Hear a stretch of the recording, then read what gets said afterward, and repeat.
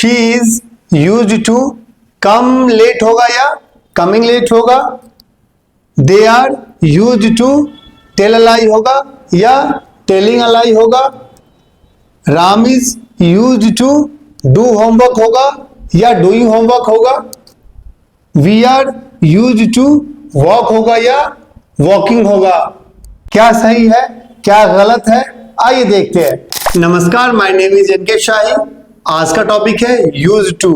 इससे पहले मैंने आपको पढ़ाया यूज्ड टू का प्रेजेंट, पास्ट और फ्यूचर, जहां पे हमने नाउन और प्रोनाउन की सहायता से सेंटेंसेस बनाना सीखा।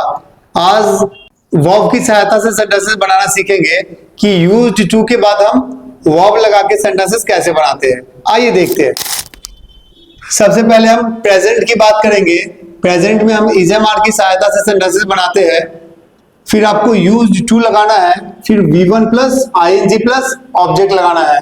इससे पहले जो हमने पढ़ा उसमें कोई एक्शन नहीं हो रहा था, आपको इसमें एक्शन दिखाना है और वर्ब प्लस ING लगा के सेंटेंसेस बनाना है।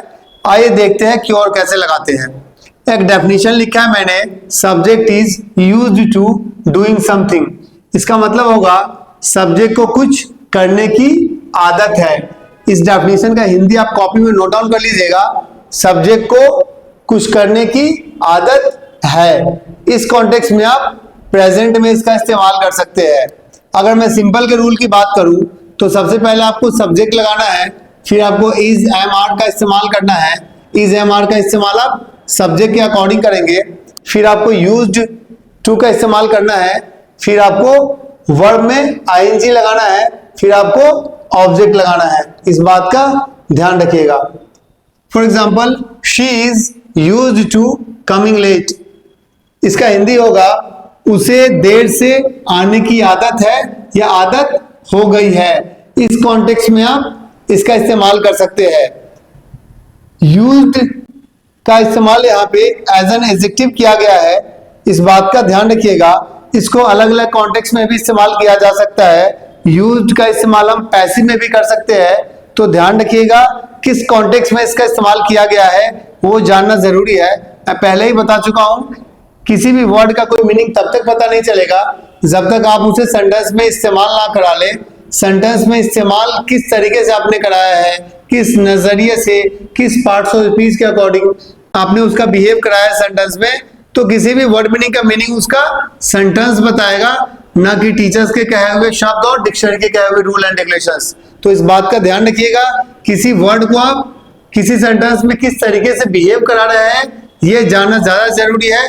उसे रट्टा ना मारे कि इसका मतलब यही होता है, इसका मतलब ये होता है। जैसे यूज्ड यहाँ पे एज एन एडजेक्टिव इस्तेमाल हो रखा है, सब्जेक्ट को किस चीज की आदत है, लेकिन जरूरी नहीं है कि यूज का मतलब हमेशा आदत ही हो। इसको अलग अलग कॉन्टेक्स्ट में इस्तेमाल किया जा सकता है। तो ये जानना जरूरी है कि उसे किस कॉन्टेक्स्ट में इस्तेमाल किया गया है, ये जानना ज्यादा जरूरी है। तो इस बात का ध्यान रखिएगा। तो यहाँ पे क्या है, यूज यहाँ पे एज एन एडजेक्टिव इस्तेमाल किया गया है, बाकी इसका यूज पैसिव में भी हो सकता है। इस बात का ध्यान रखिएगा। वर्ब में ING लगा के हम नाउन बनाते हैं, जिसे हम जेरंड बोलते हैं। सब्जेक्ट या ऑब्जेक्ट हमेशा नाउन या प्रोनाउन होता है और वर्ब और प्रीपोजिशन के बाद हमेशा ऑब्जेक्ट लगता है। इस बात का ध्यान रखिएगा। वर्ब और प्रीपोजिशन के बाद वर्ब का इस्तेमाल कभी नहीं होता है, इस बात का ध्यान रखिएगा। ये सब्जेक्ट है जो कि एक प्रोनाउन है, ये आपने वर्ब लगाया, ये एज एन एडजेक्टिव इस्तेमाल हुआ है। टू एक प्रीपोजिशन है और प्रीपोजिशन के बाद हम क्या करते हैं, वर्ब का इस्तेमाल नहीं करते हैं। इसीलिए टू के बाद यहाँ पे कम में ING लगा के कमिंग बनाया, जो कि एक जेरंड है, जो कि एक नाउन का काम कर रहा है। और नाउन क्या होता है, सब्जेक्ट ऑब्जेक्ट का काम करता है। तो यहाँ पे नाउन प्रीपोजिशन का ऑब्जेक्ट है, यानी कमिंग क्या है, यहाँ पे टू का ऑब्जेक्ट के रूप में है, इसीलिए यहाँ पे ING का फॉर्म लगा हुआ है। इस बात का ध्यान रखिएगा। होप आपको ये समझ में आ गया होगा। सब्जेक्ट को कुछ करने की आदत है या सब्जेक्ट को कुछ करने की आदत हो गई है, इस कॉन्टेक्स्ट में आप इसका इस्तेमाल कर सकते हैं। उसे क्रिकेट खेलने की आदत है, उसे चाय पीने की आदत है, उसे झूठ बोलने की आदत है, उसे इंग्लिश में बात करने की आदत है, या किसी भी कॉन्टेक्स्ट में आप यूज टू का इस्तेमाल कर सकते हैं जहां पे सब्जेक्ट को कुछ करने की आदत है या हो गई है। चलिए नेक्स्ट रूल देखते हैं। अगर मैं नेगेटिव के रूल की बात करूं तो सबसे पहले आपको सब्जेक्ट लगाना है, फिर आपको इज एम आर का इस्तेमाल करना है, फिर नॉट लगाना है, फिर आपको यूज्ड एज एन एडजेक्टिव इस्तेमाल करना है, फिर टू यहाँ पे एज ए प्रीपोजिशन है, तो प्रीपोजिशन के बाद आपको वर्ब नहीं लगा सकते हैं, तो वर्ब में आप आईएनजी लगा के इसे जेरेंट बना दीजिए, जो कि एक ऑब्जेक्ट का काम कर लेगा। फिर आपको उस वर्ब के हिसाब से ट्रांजिटिव और इंट्रांजिटिव क्या है उसके अकॉर्डिंग आपको ऑब्जेक्ट या फिर अदर वर्ड्स लगाने होंगे। For example, he is not used to playing cricket, उसे क्रिकेट खेलने की आदत नहीं है। यहाँ भी हमने टू के बाद प्ले में आईएनजी लगाया, क्योंकि ये प्रीपोजिशन के बाद वर्ब का इस्तेमाल नहीं कर सकते आप टू प्ले, क्योंकि ये प्रीपोजिशन है। तो आप प्ले में आईएनजी लगा के इसे जेरेंट बना दीजिए, जो कि एक नाउन का काम कर लेगा और नाउन ऑब्जेक्ट हो सकता है। नेक्स्ट एग्जांपल है, she is not used to telling a lie, उसे झूठ बोलने की आदत नहीं है। तो अब नेगेटिव में बनाने के लिए आप इस स्ट्रक्चर का इस्तेमाल कर सकते हैं और सेंटेंसेस आप बहुत आसानी से बना सकते हैं। चलिए नेक्स्ट रूल देखते हैं। अगर मैं इंट्रोगेटिव के रूल की बात करूं तो सबसे पहले आपको इज एम आर का इस्तेमाल करना है, फिर आपको सब्जेक्ट लगाना है, फिर आपको यूज्ड टू का इस्तेमाल करना है, फिर आपको वर्ब में आईएनजी लगाना है, फिर आप अदर वर्ड्स ट्रांजिटिव और इंट्रांजिटिव वर्ब्स के अकॉर्डिंग लगा के सेंटेंसेस बना सकते हैं। For example, are you used to worshipping, इसमें डबल पी भी होता है और सिंगल पी भी होता है, आप दोनों का इस्तेमाल कर सकते हैं। इसका हिंदी होगा, क्या आपको पूजा करने की आदत है। यहाँ भी टू के बाद वर्ब में आपको आईएनजी लगा के एक्शन दिखाना है। नेक्स्ट एग्जांपल है, is Ram used to doing homework, क्या राम को होमवर्क करने की आदत है या क्या राम होमवर्क करने का आदी है। किसी भी कॉन्टेक्स्ट में आप एग्जांपल्स बना सकते हैं। तो इंट्रोगेटिव में आप इज एम आर से सेंटेंस स्टार्ट करते हैं इंग्लिश में, और हिंदी में आप क्या से स्टार्ट करते हैं, इस बात का ध्यान रखिएगा। चलिए नेक्स्ट रूल देखते हैं। अगर मैं इंट्रोगेटिव प्लस नेगेटिव के रूल की बात करूं तो सबसे पहले आपको इज एम आर का इस्तेमाल करना है, फिर आपको सब्जेक्ट लगाना है, फिर आपको नॉट का इस्तेमाल करना है, फिर आपको यूज्ड टू लगाना है, फिर आपको वी1 प्लस आईएनजी यानी जेरेंट का इस्तेमाल करना है, फिर आपको ऑब्जेक्ट या अदर वर्ड्स का इस्तेमाल करना है ट्रांजिटिव इंट्रांजिटिव वर्ब्स के अकॉर्डिंग।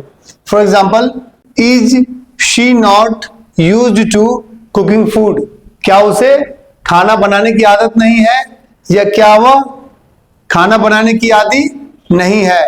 इस कॉन्टेक्स्ट में आप इसका इस्तेमाल कर सकते हैं।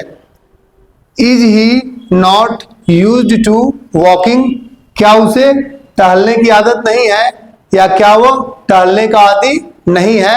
इस कॉन्टेक्स्ट में आप इसका इस्तेमाल कर सकते हैं। इंट्रोगेटिव प्लस नेगेटिव में आपको इज एम आर से स्टार्ट करना होगा इंग्लिश में, और हिंदी में क्या से स्टार्ट करना होगा। नॉट को आप पहले लाके इजंट आरंट का भी इस्तेमाल कर सकते हैं, इस बात का ध्यान रखिएगा। चलिए नेक्स्ट रूल देखते हैं। अगर मैं डब्ल्यू फैमिली के रूल की बात करूं तो सबसे पहले आपको डब्ल्यू फैमिली के वर्ड्स लगाने हैं, what, when, where, whom, with whom। फिर आपको इज एम आर का इस्तेमाल करना है, फिर आपको सब्जेक्ट लगाना है, सब्जेक्ट के हिसाब से आप इज एम आर का इस्तेमाल करेंगे, फिर आपको यूज्ड टू का इस्तेमाल करना है, फिर आपको जेरेंट लगाना है वी1 प्लस आईएनजी, फिर आपको अदर वर्ड्स या ऑब्जेक्ट जो भी हो लगाना है ट्रांजिटिव इंट्रांजिटिव वर्ब्स के according. For example, why is he used to taking tea, उसे चाय पीने की आदत क्यों है। Next, with whom is she used to working, उसे किसके साथ काम करने की आदत है या वह किसके साथ काम करने की आदी है। तो इस कॉन्टेक्स्ट में आप कोई भी डब्ल्यू फैमिली के वर्ड्स लगा के आप सेंटेंसेस बना सकते हैं। चलिए नेक्स्ट रूल देखते हैं। अगर मैं डब्ल्यू फैमिली के नेगेटिव के रूल की बात करूं तो सबसे पहले आपको डब्ल्यू फैमिली के वर्ड्स लगाने हैं, what, when, where, whom, with whom। फिर आपको इज एम आर का इस्तेमाल करना है, फिर आपको सब्जेक्ट लगाना है, फिर आपको नॉट का इस्तेमाल करना है, फिर यूज्ड टू लगाना है, फिर आपको टू के बाद वी1 प्लस आईएनजी लगाना है, फिर आपको अदर वर्ड्स लगाने हैं ट्रांजिटिव या इंट्रांजिटिव वर्ब्स के according. For example, why is he not use to walking? उसे टहलने की आदत क्यों नहीं है, या वह टहलने की आदि क्यों नहीं है। Next, why is she not use to walking? उसे काम करने की आदत क्यों नहीं है, या वह काम करने की आदि क्यों नहीं है। ऐसे किसी भी कॉन्टेक्स्ट के लिए आप यूज टू का इस्तेमाल कर सकते हैं। होप आपको ये समझ में आ गया होगा। चलिए अब आपको मैं कुछ एग्जांपल्स देता हूं होमवर्क के लिए। होप आपको समझ में आ गया होगा यूज टू का इस्तेमाल हम वर्ब में आईएनजी लगा के कैसे करते हैं। कुछ मैंने एग्जांपल्स लिखा है होमवर्क के लिए, अगर आपको समझ में आ गया है तो इन सारे एग्जांपल्स को बना के कमेंट करके बताइए कि आपको समझ में आया या नहीं आया। उसे स्कूल जाने की आदत है, क्या आपको मंदिर जाने की आदत है। उसे जल्दी उठने की आदत क्यों नहीं है, वह धूम्रपान का आदी है। ये सारे एग्जांपल्स आप बना के कमेंट करके बताइए कि आपको समझ में आया या नहीं आया। होप आपको समझ में आ गया होगा यूज टू का इस्तेमाल हम वर्ब में आईएनजी लगा के कैसे करते हैं। सब्जेक्ट कुछ करने का आदी है या सब्जेक्ट कुछ करने का आदी हो गया है, ऐसे किसी भी सेंटेंसेस के लिए आप यूज टू का इस्तेमाल कर सकते हैं। चलिए आज के लिए इतना ही, मिलते हैं कुछ और इंटरेस्टिंग वीडियोस के साथ। Okay, thank you.